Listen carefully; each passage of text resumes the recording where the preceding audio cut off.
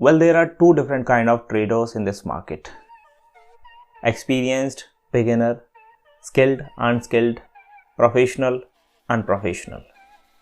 ये आपके ऊपर डिपेंड करता है कि आप कौन से वाला चूज़ करना चाहते हैं, कौन से वाला बनना चाहते हैं। देखो सिंपल सी चीज़ है, अगर आप बिगिनर हो, इनिशियली आपको मार्केट में लॉस होगा, आपकी साइकोलॉजी ख़राब होगी, आप रिस्क मैनेज नहीं कर पाओगे, बहुत सारी चीज़ें आप सीखोगे, लर्निंग, प्रैक्टिस, चार्ट, ये सारी चीज़ों में थोड़ा टाइम जाता है। तो स्टार्टिंग में आप प्रोफेशनल नहीं बन सकते, लेकिन as according to the time, आप जैसे टाइम देते हो मार्केट को 1 साल 2 साल, तो धीरे धीरे आपके अंदर वो पेशेंस लेवल, साइकोलॉजिकल बहुत सारी चीज़ें आपके अंदर डेवलप होनी स्टार्ट हो जाती हैं। तो वही आपका एक क्रूशल पॉइंट होता है कि अगर वहाँ पे आपने अपनी ग्रीड को, अपने लालच को कंट्रोल कर लिया और उसके साथ अपनी साइकोलॉजी को इतना स्ट्रॉन्ग बना लिया कि आप प्रॉफिट या लॉस जो भी हो उससे आपको डर नहीं लगता, नहीं आपको एंग्जाइटी फील होती। देखो सबसे इम्पॉर्टेंट चीज़ जो है वो है साइकोलॉजी मेंटेन करना। वो कैसे होती है? बिगिनर्स की साइकोलॉजी उतनी मेंटेन नहीं होती है क्योंकि उन्हें प्रॉफिट देखते ही निकालना होता है, लॉस देखते ही उन्हें होल्ड करना होता है। सिंपल सी चीज़ है।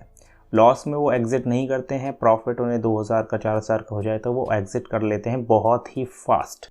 एक नोवाइस ट्रेडर और एक प्रोफेशनल ट्रेडर में बस यही फ़र्क होता है कि वो अपने प्रॉफिट्स को बुक करना जानते हैं। प्रोफेशनल जानते हैं कि मुझे कहाँ पे प्रॉफिट बुक करना चाहिए, कहाँ पे ट्रेल करना चाहिए और मुझे अपना प्रॉफिट जितना हो सकता है उतना एक्स्ट्रा बढ़ाना चाहिए और उसे होल्ड करना चाहिए। लेकिन जो अनप्रोफेशनल, अनस्किल्ड और एक नूब, नोवाइस ट्रेडर होता है वो बहुत ही जल्दी प्रॉफिट में एग्जिट करता है। जैसे ही वो लॉस से प्रॉफिट में आता है वो बहुत जल्दी एग्जिट कर लेता है। तो ये भी एक साइकोलॉजी का ही पार्ट है जहाँ पे आप प्रॉफिट देखते ही, जैसे आपको ग्रीन में दिखेगा पीएनएल, आप एग्जिट कर जाते हो, रेड में दिखेगा तो आप वेट करते रहते हो, होल्ड करते रहते हो। लेकिन जो प्रोफेशनल होते हैं, जो स्किल ट्रेडर होते हैं, वो आपका बिल्कुल ऑपोजिट करते हैं। उनके पास कुछ ऐसी ब्रह्मास्त्र स्ट्रेटजी नहीं होती, कोई ऐसी स्ट्रेटजी नहीं होती जिसमें कोई जादू टोना हो, जिन्हें मतलब आप मार्केट में आते ही अप्लाई कर दो। ऐसा नहीं है कि प्रोफेशनल स्किल्ड लोगों को लॉस नहीं होता, उन्हें भी लॉस होता है, लेकिन जब लॉस होता है तो वो कंट्रोल्ड मैनर में होता है, एक प्रोफेशनलिज्म में होता है कि हाँ मुझे इतना रिस्क लेना था, वो हुआ, that is totally fine, this is a part of game.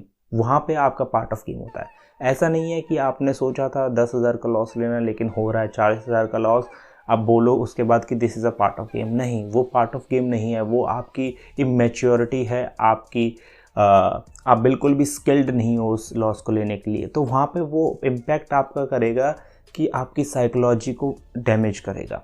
जैसे ही हम रिटेल ट्रेडर छोटे अमाउंट से ट्रेड करते हैं और हमारा एकदम से बिग चंक उसमें से निकलता है या बड़ा अमाउंट एक दिन लॉस हो जाता है, तो हमारी साइकोलॉजी रिवर्स तरीके से काम करने लगती है। हमें चाहिए कि या तो उसी दिन रिकवर हो, अगर नहीं होता है किसी भी रीज़न की वजह से तो हम सेकेंड डे आते ही ट्रेड करते हैं और उसे जितना जल्दी हो सकता है रिकवर करना चाहते हैं। वो हमारी रिटेलर्स की साइकोलॉजी होती है। लेकिन अगर मैं बात करूं प्रोफेशनल ट्रेडर्स की, तो वो वेट करते हैं अपने सेटअप का, अपने सिस्टम का, अपने रिस्क का भी वो वेट करते हैं कि हमें यहाँ पे ज़्यादा रिस्क हो रहा है तो इस ट्रेड को लेना चाहिए या नहीं। अगर हम रिवर्सल का ट्रेड ले रहे हैं तो फुल क्वांटिटी लें, अगर हम ट्रेंड की डायरेक्शन में ले रहे हैं तो कितनी क्वांटिटी लें। ये सारी चीज़ें, पोजीशनिंग, रिस्क मैनेजमेंट, आपका quantity level, number of trades, market में कब एंटर करना चाहिए, ये सारी चीज़ें आपको ड्यूरिंग द टाइम और एक टाइम के बाद ही समझ में आती हैं। या तो फिर आप किसी और के एक्सपीरियंस से सीख लें या फिर अपने एक्सपीरियंस को लगा के, आपको टाइम बहुत लगेगा और उसके साथ साथ पैसा भी जाएगा।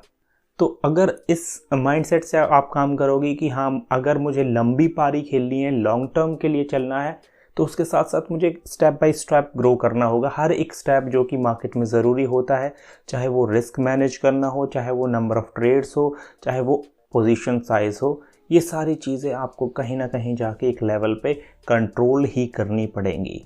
बिकॉज़ अगर कंट्रोल नहीं करोगे तो आपको 5 साल हो जाएं या 10 साल हो जाएं, आप इमैच्योर ट्रेडर, एक बिगिनर ट्रेडर की तरह ही काम करते रहोगे मार्केट में। जहाँ भी रैंडम बाय और सेल सिग्नल आपको मिलेंगे वहाँ पे सपोर्ट और रेजिस्टेंस पे आप बाय करते रहोगे। आप एक कंट्रोल्ड और एक प्रोफेशनलिज्म में भी काम नहीं कर पाओगे।